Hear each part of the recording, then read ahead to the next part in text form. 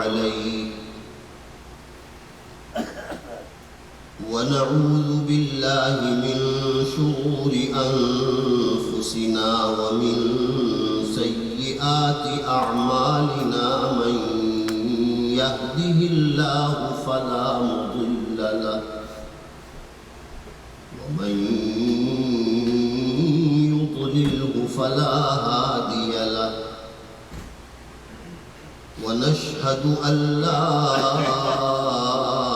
إله إلا الله وحده لا شريك له ونشهد أن سيدنا ونبينا ومولانا محمدا عبده ورسوله صلى الله تعالى على خير خلقه محمد وآله وأصحابه أجمعين أما بعد فأعوذ بالله من الشيطان الرجيم بسم الله الرحمن الرحيم الذين يتبعون الرسول النبي الأمي الذي يجدونه مكتوبا عندهم في التوراة والإنجيل يأمرهم بالمعروف وينهاهم عن المنكر ويحل لهم الطيبات ويحرم عليهم الخبائث ويضع عنهم إصرهم والأغلال التي كانت عليهم فالذين آمنوا به وعزروه ونصروه واتبعوا النور الذي أنزل معه أولئك هم المفلحون قل يا أيها الناس إني رسول الله إليكم جميعا الذي له ملك السماوات والأرض لا إله إلا هو يحيي ويميت والذين آمنوا به ورسوله لعلكم تهتدون فآمنوا بالله ورسوله لعلكم تهتدون صدق الله مولانا العظيم وصدق رسوله النبي الكريم ونحن على ذلك من الشاهدين والشاكرين والحمد لله رب العالمين. واجب الاحترام حضرات علماء کرام، بزرگان محترم، برادران اسلام اور میری اسلامی بہنوں،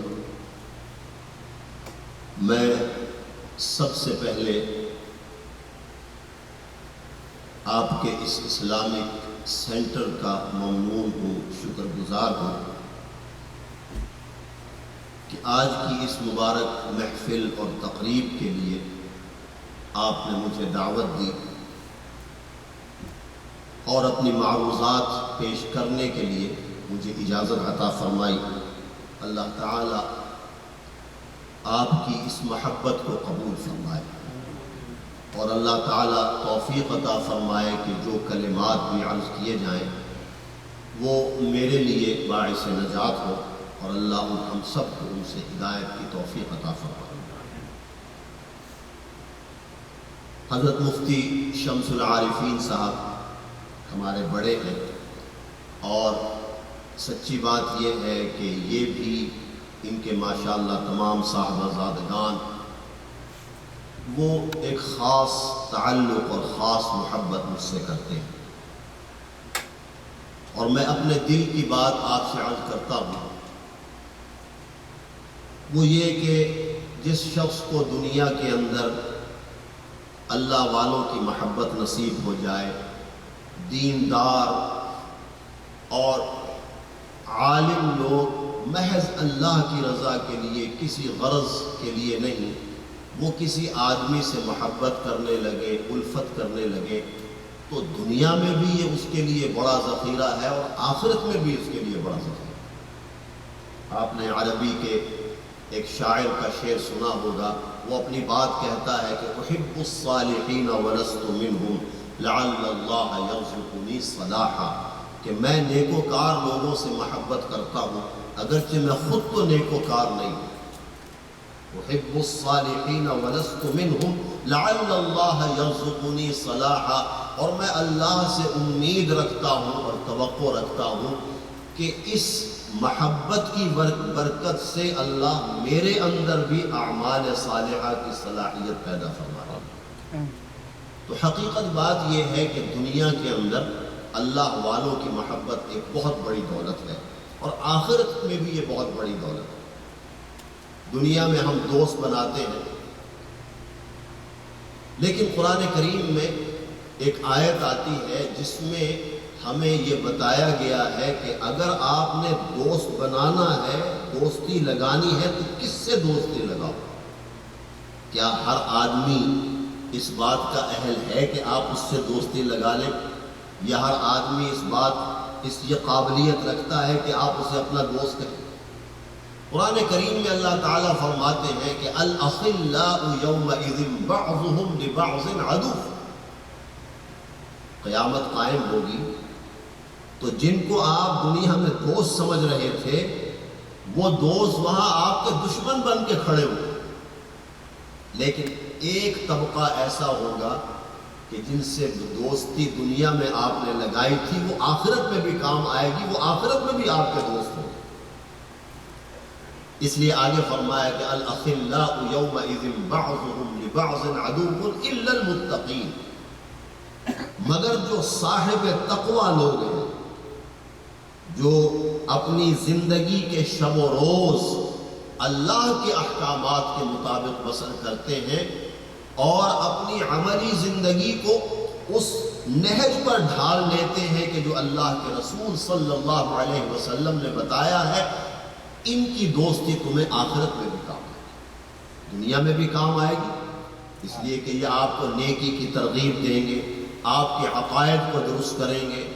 آپ کی عبادات کی اصلاح کریں گے، آپ کی معاشرت کی اصلاح کریں گے، آپ کی معیشت کی اصلاح کریں گے، آپ کی اخلاق کی نگرانی کریں گے۔ دنیا کے اندر یہ وہ حضرات ہوتے ہیں کہ جو تمام پہلوؤں پر زندگی کے نظر رکھتے ہوئے ہماری اصلاح کرتے ہیں۔ اگر میرے عقائد میں گڑبڑ ہے تو یہ بتائیں گے کہ یہ عقیدہ ٹھیک نہیں، اگر میری عبادات میں ضعف اور کمزوری ہے تو یہ سکھائیں گے کہ عبادات میں کیسے قوت پیدا کرنی ہے، اگر میری معاشرت ٹھیک نہیں ہے تو یہ مجھے سمجھائیں گے کہ معاشرت کے کیا اصول اور کیا ضوابط ہیں، اگر میرے اخلاق خراب ہیں تو مجھے ٹوکیں گے اور بتائیں گے کہ یہ خلق اچھا نہیں ہے، یہ خلق خراب ہے، یہ خلق ٹھیک ہے، اس کو اپنانا چاہیے۔ تو غرض ہے کہ یہ ہماری اصلاح کرتے ہیں۔ اس لیے اللہ تعالیٰ فرماتے ہیں کہ دنیا میں بھی یہ تمہارے کام آئیں گے اور آخرت میں بھی ان کی دوستی تمہارے کام آئے گی۔ میں نے ایک واقعہ پڑھا، حضرت مولانا اشرف علی تھانوی نور اللہ مرقدہ کی کتاب میں، حضرت کے واعظ میں میں نے پڑھا، اسی دوستی کے ضمن میں، اور قاری طیب صاحب رحمۃ اللہ علیہ نے بھی اس کو ذکر فرمایا، کبھی انشاءاللہ اس موضوع پہ بھی تفصیلی بات کریں گے۔ قاری صاحب نے باقاعدہ ایک واعظ کہا جس میں دوستوں کی قسمیں بھی بیان کی، بہرحال تو فرمایا کہ مولانا جامی رحمۃ اللہ علیہ غالباً یہ بیعت ہونے کے لیے گئے، ایک بڑے بزرگ تھے اس زمانے میں، ان کا نام تھا عبید اللہ احرار، خواجہ عبید اللہ احرار رحمہ اللہ تعالی۔ تو یہ ان بزرگ سے بیعت ہونے کے لیے تشریف لے گئے۔ اتفاق سے جب یہ بیعت ہونے کے لیے پہنچے تو خواجہ صاحب گھوڑے پر بیٹھے ہوئے تھے، زین کسی ہوئی تھی، ساتھ میں خدام تھے۔ تو کہاں جا رہے ہیں؟ پتہ چلا کہ خواجہ صاحب شکار کھیلنے کے لیے جا رہے ہیں۔ اب یہ حشم و ختم جب سامنے آیا کہ وہ یہ تو بڑے مال والے لوگ ہیں، ان کے پاس تو یہ انتظام بھی ہے، یہ انتظام بھی ہے، تو وہ ظاہری طور پر جو ایک دنیا کی جھلک نظر آئی تو ان کی زبان سے ایک مصرع نکلا۔ وہ مصرع یہ نکلا کہ نہ مردست آنکھ دنیا دوست دار، اور یہاں مرد سے مراد اللہ والا ہے، یہ مرد عورت کے مقابلے میں نہیں۔ تو یہ مصرع ان کی زبان سے نکلا کہ نہ مردست آنکھ دنیا دوست دارد، وہ اللہ والا ہو ہی نہیں سکتا جو دنیا کو محبوب رکھتا۔ یہ کہ یہاں تو گھوڑے بھی ہیں، نوکر چاکر بھی ہیں، اور جا بھی شکار کے لیے رہے ہیں، تو طبیعت تو یہ بنا کے آئے تھے کہ میں ان سے بیعت ہو جاؤں گا، لیکن جب یہاں یہ ظاہری حالت دیکھی تو ارادہ بدل گیا، اور یہ مصرع ان کی زبان سے نکلا، شاعر تو تھے کہ نمر دستاں کے دنیا دوست دار، اور وہاں سے واپس ہو گئے۔ آئے تھے دور دراز کا سفر کر کے، ان کی مسجد میں قیام بھی نہیں کیا، کسی دوسری مسجد میں جا کے قیام کیا۔ اتفاق سے تھکے ہوئے تھے، آرام کے لیے لیٹے تو آنکھ لگی، سو گئے۔ اب جب سو گئے تو کیا دیکھتے ہیں خواب میں کہ میدان حشر قائم ہے، اور ہر آدمی نفسہ نفسی کے عالم میں دائیں بائیں پھر رہا ہے، اور ایک عجیب سما اور ایک عجیب منظر ہے، یہ بھی اس عالم محشر میں موجود ہے۔ تو کیا دیکھتے ہیں کہ ایک شخص جس سے انہوں نے قرض لیا ہوا تھا وہ سامنے آیا، اور اس نے کہا کہ آپ نے میرا قرض ادا نہیں کیا تھا، قرض ادا کیجیے، میرا قرض ادا کیجیے۔ اب یہ بڑے پریشان ہیں کہ قرض کہاں سے لیں۔ یہاں ایک بات بالکل آپ ذہن میں رکھیے کہ اگر آپ نے یا میں نے کسی سے قرض لیا ہے تو میری زندگی میں چاہے نیکیاں کتنی بڑی ہو، لیکن قرض کا ادا کرنا ضروری ہے۔ قرآن حکیم کا جب آپ مطالعہ کرتے ہیں، اللہ تعالی ہمیں توفیق عطا فرمائے، ہم بس تلاوت برائے تلاوت کرتے ہیں۔ میں یہ نہیں کہتا کہ آپ کہیں یہ نہ سمجھیں کہ تلاوت کرنا خدا نہ خواستہ صرف تلاوت کرنے سے کوئی فائدہ نہیں ہوگا، یہ بات مت سمجھیے۔ بعض لوگ یہ نظریہ بھی پیش کرتے ہیں کہ صاحب اگر ہمیں قرآن کریم کے معانی نہیں آتے تو تلاوت کرنے کا فائدہ کیا؟ بعض لوگوں کا یہ نظریہ بھی ہے، لیکن یہ نظریہ غلط ہے، اس لیے کہ اللہ کے رسول صلی اللہ علیہ وسلم نے ارشاد فرمایا، اور آپ یہ حدیث کئی بار علماء سے سن چکے ہوں گے، آپ نے ارشاد فرمایا کہ جو آدمی قرآن حکیم کا ایک لفظ تلاوت کرتا ہے اللہ تعالیٰ اس کے نامہ اعمال میں 10 نیکیاں لکھتے ہیں۔ وہاں صرف تلاوت کا لفظ ہے، من قرأ حرف القرآن، غالباً ایسے لفظ ہے کہ جس نے ایک لفظ قرآن کریم کا ایک حرف تلاوت کیا اس کے نامہ اعمال میں اللہ تعالیٰ 10 نیکیاں لکھتے ہیں۔ پھر جناب رسالت مآب صلی اللہ علیہ وسلم نے مثال بھی ارشاد فرمایا جیسے الف لام میم کا کلمہ ہے۔ یہاں علماء لکھتے ہیں، آپ یہ مثال دیتے ہیں جیسے الحمد میں الفاظ ہیں، آپ کہتے ہیں جیسے الکتابوں کے الفاظ ہیں، آپ نے خاص طور پر یہ مثال کیوں پیش فرمائی؟ اس لیے کہ الف لام میم را، الف لام میم صاد کاف ہا یا عین صاد یاسین، کچھ صورتیں ایسی ہیں کہ جو ان الفاظ سے شروع ہوتی ہیں جن کو حروف مقطعات کہتے ہیں۔ ہم اصطلاحی زبان میں ان کو کہا جاتا ہے حروف مقطعات، ان کو الف لام را ہی پڑھتے ہیں، الر نہیں پڑھتے، یا الف لام میم پڑھتے ہیں، الر نہیں پڑھتے۔ تو آپ نے یہ کلمات کی ارشاد فرمائے، جبکہ تمام علماء کا متفقہ عقیدہ ہے، اور 1400 برس سے یہ بات چلی آ رہی ہے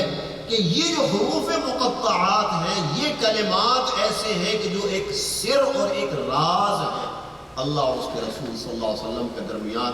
دنیا کے کسی مفسر، کسی محدث، حتیٰ کہ صحابہ سے بھی ان کے معانی منقول نہیں. جب بھی کوئی مدرس مفسر تفسیر لکھتا ہے کہتا ہے اللہ و رسول عالم، اور تفاسیر قرآن کا سلسلہ تو بہت پہلے سے جاری، یہ تو آپ کے زمانے سے جاری ہے. گو کہ اس وقت تحریریں نہیں تھیں، لیکن صحابہ تو مفسر تھے نا قرآن کریم کے، جن کو یہ ملکہ اللہ نے دیا. تو ایسا کلمہ ارشاد فرمایا جناب رسول اللہ صلی اللہ علیہ وسلم جس کے معنی کوئی جانتا ہی نہیں دنیا میں، اور قیامت تک کوئی نہیں جانے گا. یہ ایک راز ہے. لیکن آپ نے ان کلمات کے بارے میں ارشاد فرمایا کہ جو آدمی الف لام میم کہتا ہے اس کو اللہ تعالیٰ 30 نیکیاں عطا فرمائیں گے. تو معنی تو آپ جانتے نہیں،